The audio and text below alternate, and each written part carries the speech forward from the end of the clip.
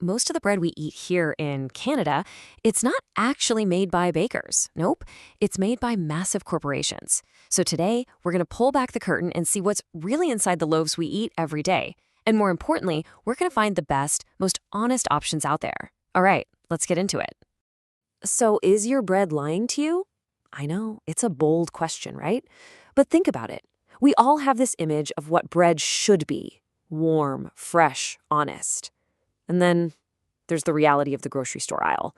The truth is, a lot of what's being sold to us is engineered for a super long shelf life and maximum profit, not for our health. And the marketing? Oh man, it can be so misleading.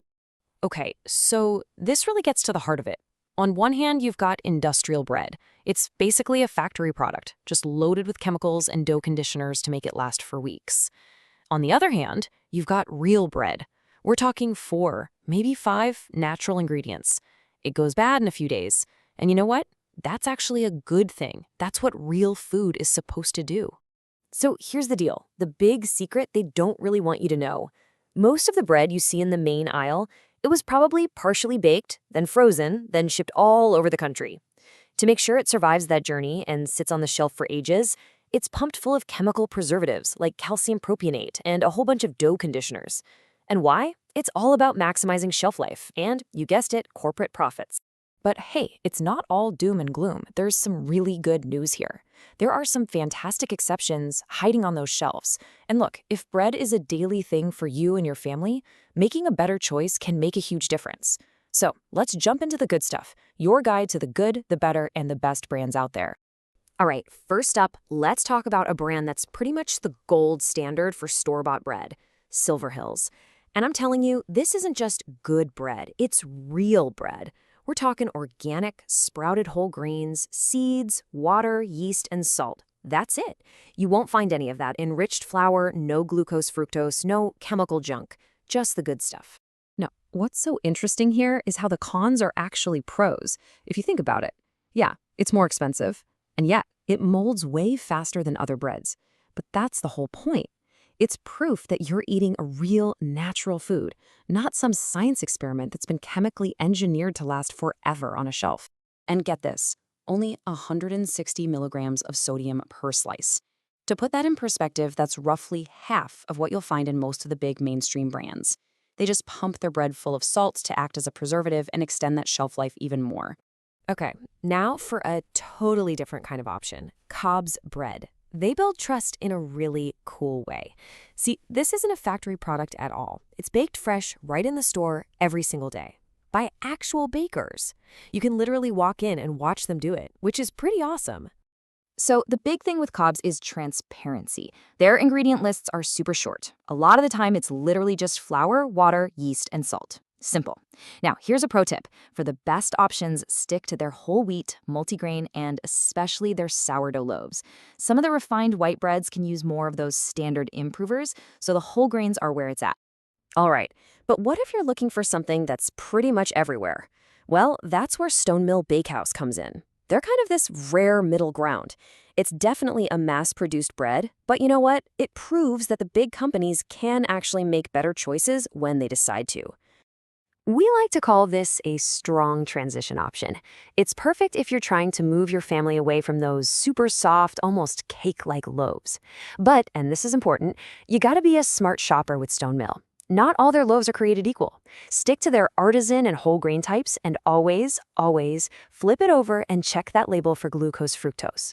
Okay, knowing a few good brand names is awesome, but the real power comes from knowing how to find good bread anywhere, no matter the brand. So let's zoom out from specific names and talk about the actual strategies you can use in any grocery store.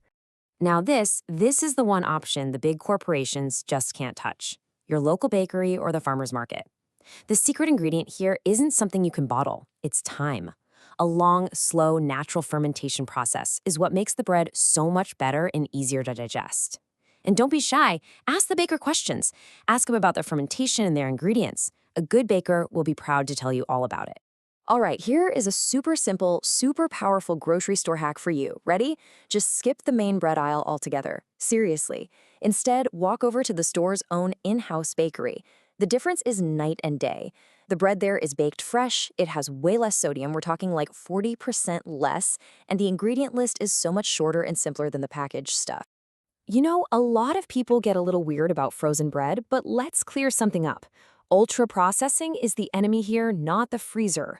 Freezing is just a totally natural way to preserve food, without adding a bunch of chemicals. In fact, tons of nutritionists will tell you to buy a good loaf of real bread and freeze it. Why? Because that's how you avoid the preservatives. Okay, so picture this. You're standing in the bread aisle, you're overwhelmed with choices, and you're just not sure what to grab. Don't worry. I'm going to give you a dead simple 15-second test you can use on any loaf to spot the good stuff. Okay, let's run through it together. First, the ingredient count.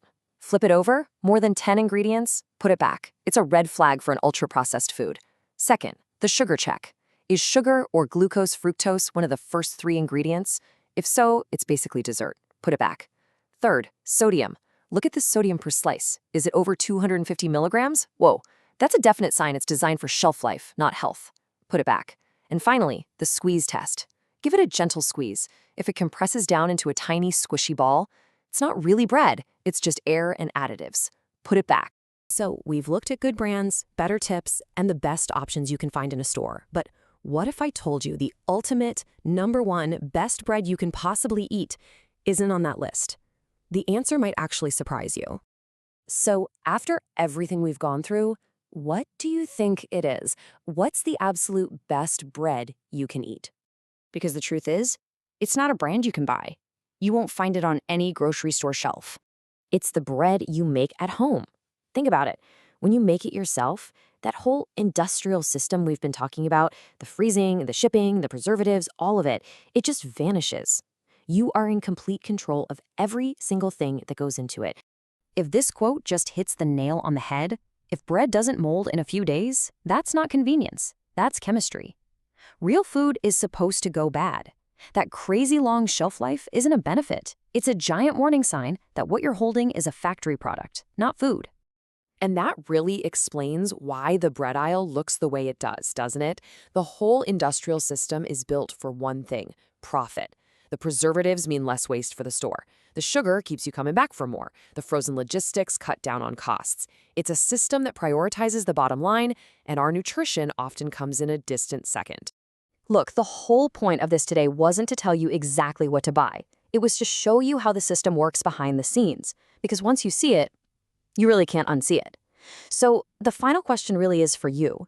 Now that you know all this, what are you going to choose the next time you're standing in that bread aisle?